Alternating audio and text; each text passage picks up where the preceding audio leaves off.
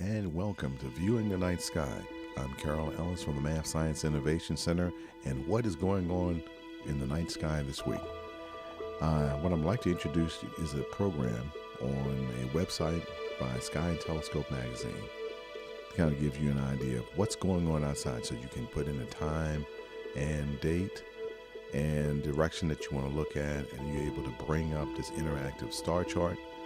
It's amazing. You can be able to see your planets, stars, constellations, as well as your deep sky objects like Great Nebula and Orion and the Andromeda Galaxy.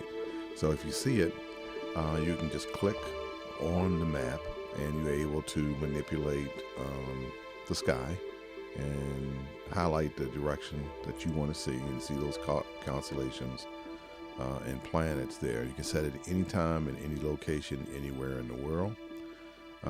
You can toggle off your planets and constellation names, star names, if you like. Again, you can set up the date so you can look and see what the sky is going to be looking like in the next couple of weeks or a month from now. We are now in a period where Venus is our evening planet. It's a very bright star-like object that appears over the western horizon right after sunset, and it's visible for about 2 hours after sunset. Can't miss it. And if you do have a pair of binoculars and a small telescope, you will be able to see the phases of Venus. It does have phases very similar to the moon. Now, I won't tell you which. You have to see it for yourself.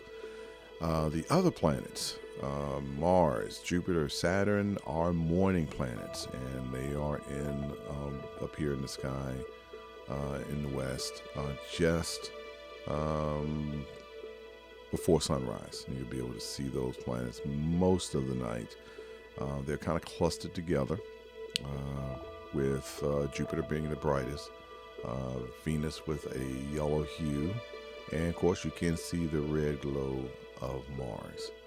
So if you want more information, there is the website, skyandtelescope.org, and some great tools on that website, and they are free.